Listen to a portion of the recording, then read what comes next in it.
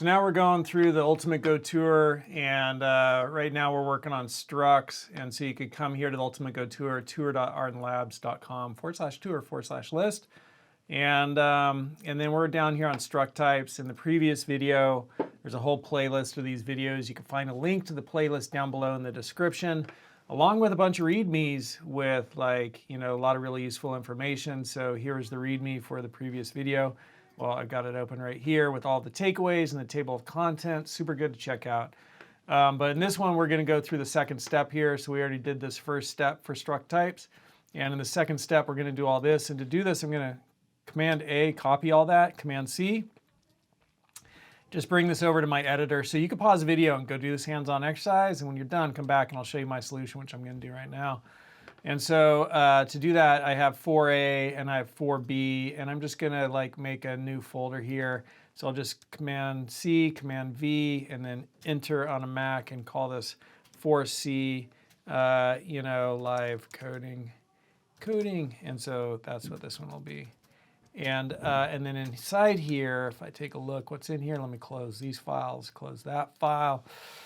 And inside here, 4C live coding, I don't need any of this, so I'm just going to get rid of that. And I don't need my README, so I'm going to get rid of that.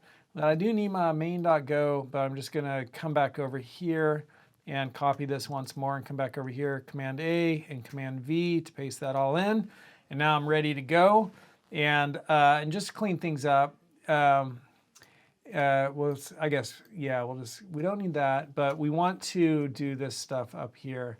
Right? And so the first thing we want to do is declare a struct and type to maintain information about a user. So I'll bring that one down here and we'll put that there. So I'm going to do a type user struct. And so we're creating a new type, a new data structure here, a struct. And the underlying, this is type user, right? So then we could create values which are of type user.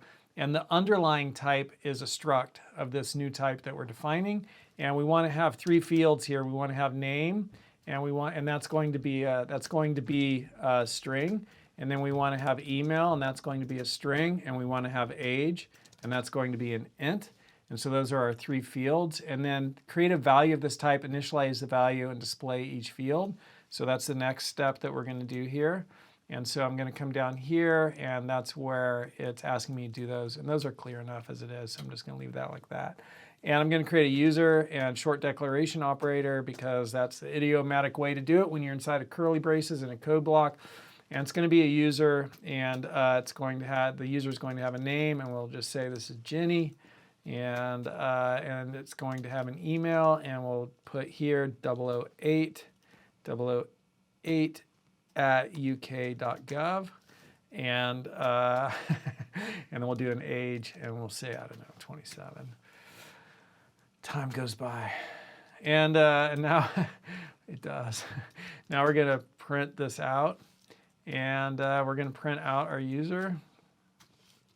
And then we could also just print out specific fields if we wanted. So we could use dot notation to do that. We could say, show me the name, and we could say, show me the age, and we could say, show me the money. No, we could say, show me the email. And I'm just going to move that up to keep that in the order that I created them all. And now the next thing it wants us to do is declare and initialize an anonymous struct type with the same three fields. And I'm just going to delete that from up there. And then display those field values. So I'm just going to call this one anon : equal struct. Whoops, I forgot my : equal struct. And then I'm going to define what fields are in the struct, and then I'm going to initialize those fields. So to define those fields, we're going to have the same three fields, which is going to be name, and it'll be a string, and email will be a string, and age will be an int. And then down here, I'm going to initialize those, and name will be what? James, sure. And who am I talking to? And email will be 007 at uk.gov. Just so you know who to email, where to email if you get in that situation. And age will be 32.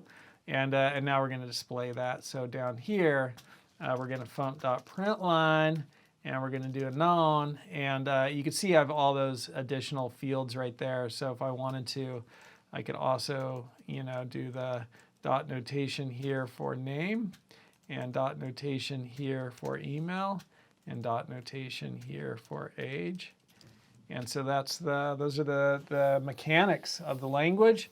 And, good practice. Let's run it. It's always fun. That's like the payoff. So we're going to go here, and we're going to go cd up a level into 04C, and go run main.go. And there we have Jenny and James, and it's all printing out. And that's my solution for this hands-on exercise. If I wanted to, I could take this code and copy it, Command-A, Command-C, come back over here, and select all that, Command-A, Command-V. And then if I run this, it might not run immediately unless other people have been using it recently. So I could hit refresh and then just run this again. And now it will run, and it printed everything out right there. All right, that's my solution for this one. If you want to learn more about the Go programming language, you could type in Todd McLeod Udemy, and I'll bring you to my courses. Hey, Canadian ice hockey coach. That's close to me. It's interesting. I've never seen that come up before.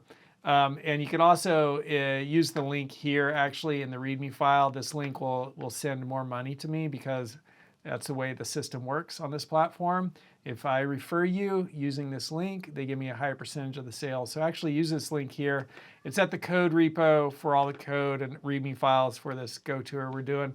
Goes to 11, Learn to Code Go version 3, and then go into the 000 BRBK Go tour folder, and down below, click that link if you want to come take my courses. And that will help me pay rent, put food on the table, and send more money to me than just randomly going to the website by typing in Todd McLeod Udemy. And if you want to take Bill's classes, you can click this link. And my classes are beginner to intermediate with some advanced. His classes are intermediate and advanced. And so Bill's classes here, I'm just going to right-click this and choose Open Link in New Incognito window. And when you come in here, it'll give, you can put in here for a discount. You've seen this before if you've seen our videos. Put in my name and it'll give you a special discount. I'm not getting any referral fee or anything for that. That's just me and Bill, and I was telling him I was going to do some videos, and so we got a discount. And you'll get a surprise discount when you put that in. All right, that's it for this video. See you next time.